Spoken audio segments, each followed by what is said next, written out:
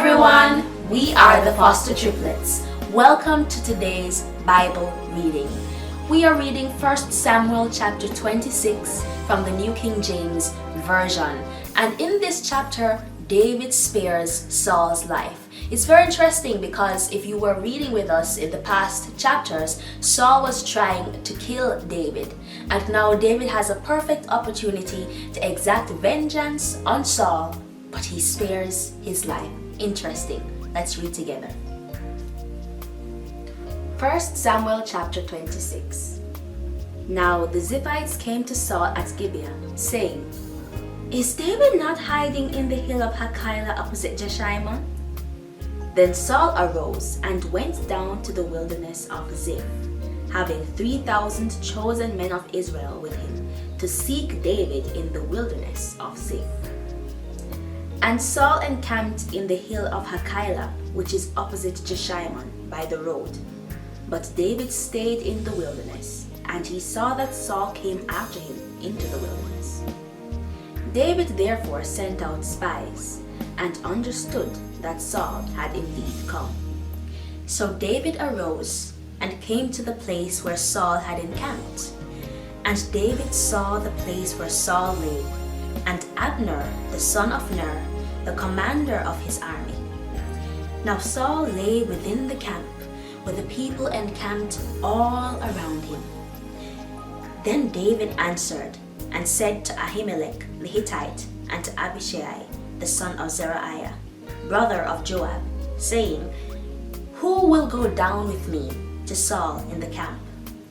And Abishai said, "I will go down with you." So David and Abishai came to the people by night, and there Saul lay, sleeping within the camp, with his spear stuck in the ground by his head. And Abner and the people lay all around him. Then Abishai said to David, "God has delivered your enemy into your hand this day. Now therefore, please, let me strike him at once with the spear, right to the earth, and I will not have to strike him a second time." But David said to Abishai, "Do not destroy him, for who can stretch out his hand against the Lord's anointed and be guiltless?" David said furthermore, "As the Lord lives, the Lord shall strike him, or his day shall come to die, or he shall go out to battle and perish. The Lord forbid that I should stretch out my hand against the Lord's anointed. But please, take now the spear and the jug of water that are by his head, and let us go." So David took the spear and the jug of water by Saul's head, and they got away, and no man saw or knew it or awoke, for they were all asleep, because a deep sleep from the Lord had fallen on them.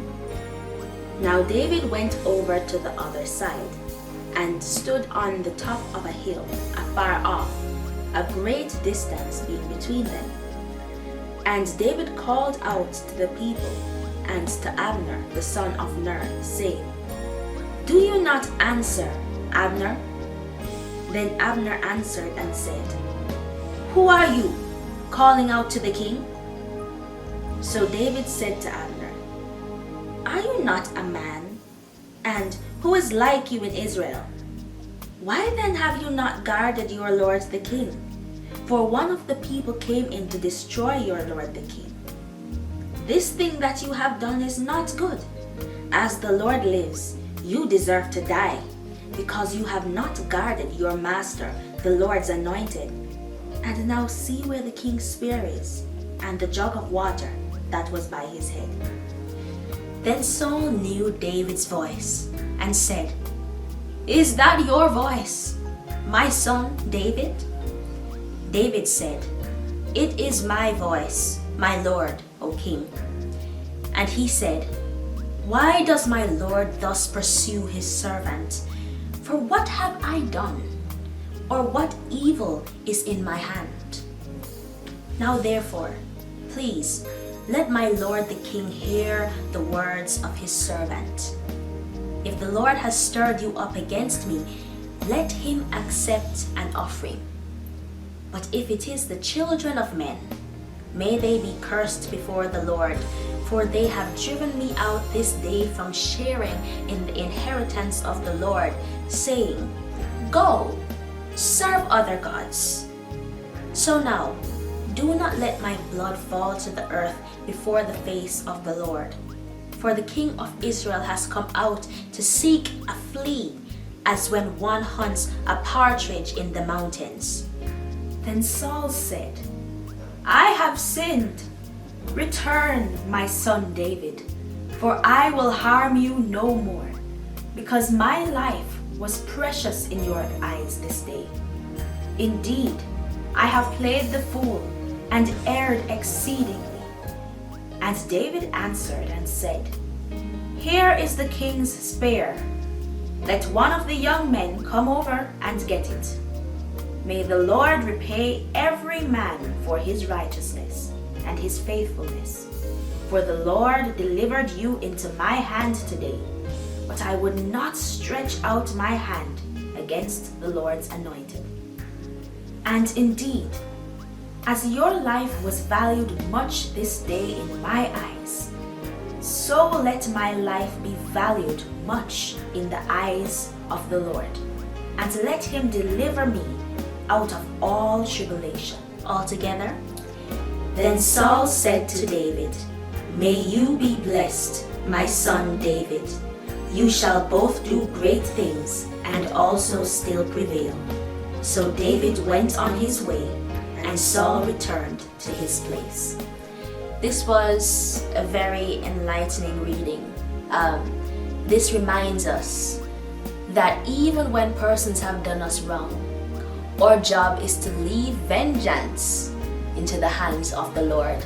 If you read 1 Samuel chapter 25 with us, you saw that David was trying to fight his own battles, but because of a wise woman named Abigail who worked along with the Lord and listened to the voice of the Lord, David was spared from fighting his own battles.